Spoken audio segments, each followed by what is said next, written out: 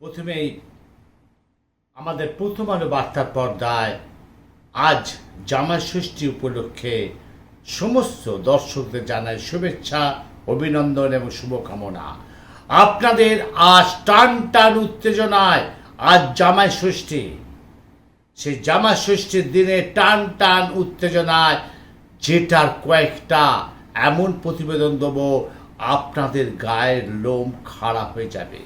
প্রথমেই আমি আসব জামাই ষষ্ঠী আজ, আর জামাই ষষ্ঠীর খবর হবে না, অবশ্যই হবে।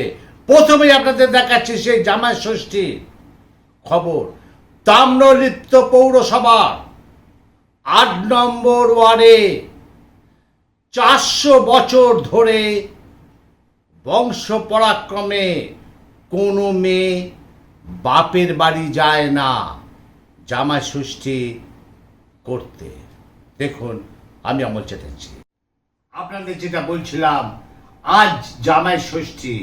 সেই জামাই ষষ্ঠীতে আপনাদের আমি নিয়ে যাচ্ছি তাম্রলিপ্ত পৌরসভার ৮ নম্বর ওয়ার্ডে, যেখানে ৪০০ বছর ধরে সেই চক্রবর্তী বাড়ির মহিলারা বংশা পরাক্রমে তারা কিন্তু জামাই ষষ্ঠীর দিন বাপের বাড়ি যায় না।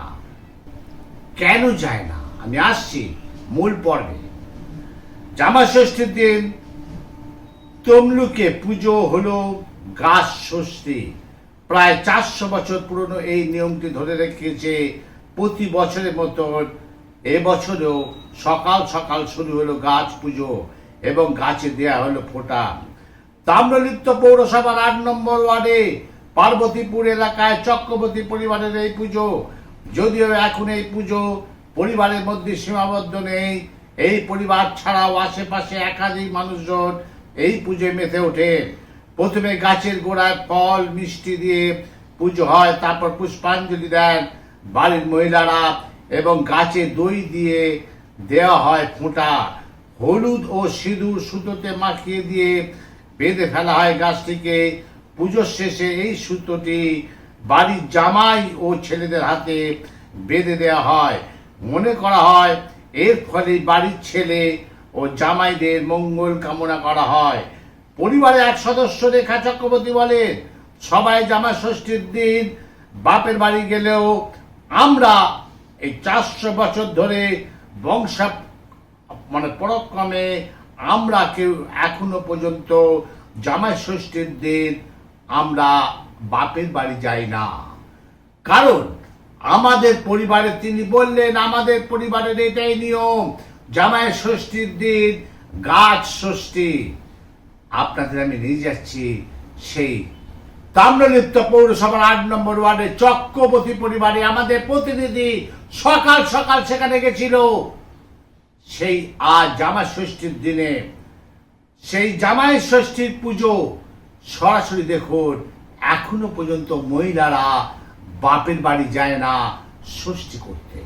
সরাসরি দেখুন, বয়স্ক মহিলা থেকে শুরু করে এই চক্রবর্তী পরিবারের এই জেনারেশনের বউয়েরা কি বলল আমাদের প্রথম আলো বার্তার পর্দায় জামাই ষষ্ঠীর দিন। সরাসরি দেখুন। এইবার আপনাদের আমি একটা দেখাচ্ছি ফিল্মের, অর্থাৎ টেলিভিশনে সিরিয়াল করে রণজয় বিষ্ণু।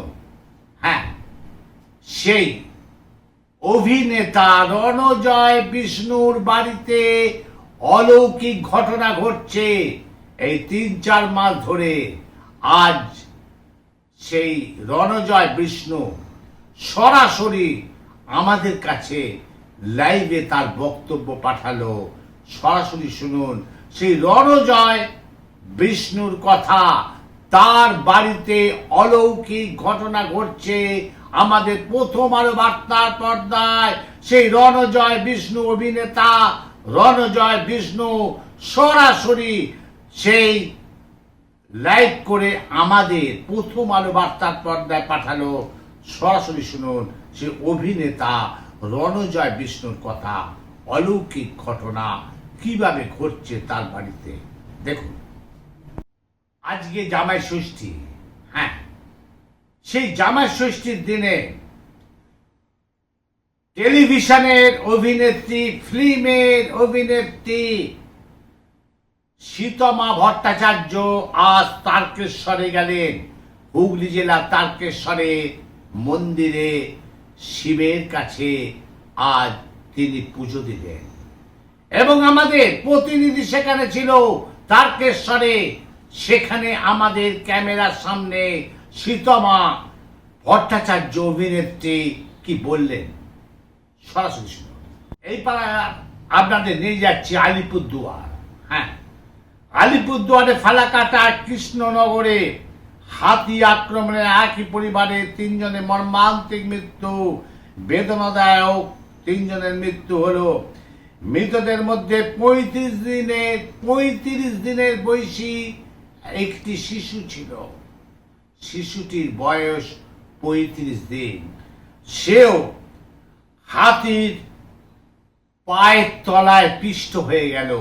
শুধু তাই নয়, সেখানে গাছের ডাল ভাঙার আওয়াজ শুনতে পেয়ে বাড়ির বাইরে এসেছিলেন মনোজিৎ দাস। প্রথমে হাতির হানার শিকার হন 35 দিন বয়সী শিশু কন্যার বাবা মনোজিৎ দাস, বয়স 32। মনোজিৎ বাবুর বাড়িতে একটি ঘরের বাইরে দাঁড়িয়ে বুনো হাতি অবস্থা জানার চেষ্টা করছিল তার বাবা। ঠিক সেই সময় বুনো হাতি অতর্কিত তার সামনে চলে আসে এবং শরীরে নিম্নাগ্নে আঘাত করে। ছেলের আর্তনাদ শুনতে পেয়ে 65 বছরের বয়সী মা মাখন রানী দাস 35 দিনের নাতনি মনীষাকে কোলে নিয়ে বারান্দা থেকে বের হতেই হাতি পিষে দেয় বৃদ্ধাকে। ঘটনাস্থলে বৃদ্ধার মৃত্যু হয়। তার সাথে পিষে দেয় সেই 35 দিনের ছোট্ট শিশুকে। এইবার দেখুন, সেখানকার এলাকার লোকেরা উত্তপ্ত হয়ে আছে, চাঞ্চল্য ছড়িয়ে আছে। তারা রাত জাগছে হাতির আক্রমণের জন্য। কখন হাতির পাল আসবে? বন দপ্তর ইতিমধ্যে খবর দেওয়া হয়েছে। সরাসরি আমাদের প্রতিনিধি সেখানে ছিল। শুনুন তাদের কথা এবং সেই দৃশ্য আমাদের প্রথম আলো বার্তা পর্দায়। এইবার আসি, দেখুন একদম অবাক করা কাণ্ড। সৌরভ গাঙ্গুলি, হ্যাঁ সৌরভ গাঙ্গুলি অনুব্রত মণ্ডলের সাথে একই মঞ্চে ছবি ভাইরাল হয়েছে। এই ছবিটা আজকে জামা ষষ্ঠীর দিনে সেখানে সৌরভ গাঙ্গুলিকে আমাদের প্রতিনিধি আরো অন্যান্য সাংবাদিকরা ছিল। তিনি কি বললেন এবং এই ভাইরাল হয়েছে। সৌরভ গাঙ্গুলি কি বললেন যে অনুব্রত মণ্ডলের সাথে একই মঞ্চে একদম পাশাপাশি দাঁড়িয়ে ছবিটা ভাইরাল হয়েছে। অনুব্রতকে নিয়ে এই সময় রাজ্য তোলপাড় হচ্ছে। আর ঠিক এই সময়তে সৌরভ গাঙ্গুলি অনুব্রত মণ্ডলের সাথে একই মঞ্চে সেই ছবি তোলা হলো। আর সেখানে সেই ছবি ভাইরাল হলো। আজকে সৌরভ গাঙ্গুলি কি বললেন আমাদের পর্দায় সরাসরি শুনুন। তাহলে দেখলেন আজকে জামাই ষষ্ঠী উপলক্ষে সেই জামাই ষষ্ঠীর দিনে একদম প্রথম আলো বার্তার পর্দায় একদম ব্রেকিং খবর যে তাম্রলিপ্ত পৌরসভার 8 নম্বর ওয়ার্ডে মহিলারা জামাই ষষ্ঠীর দিন বাপের বাড়ি যায় না, যেটা 400 বছর ধরে এই নিয়ম চলে আসছে চক্রবর্তী পরিবারে। দেখতে থাকুন, আমি অমল চ্যাটার্জি।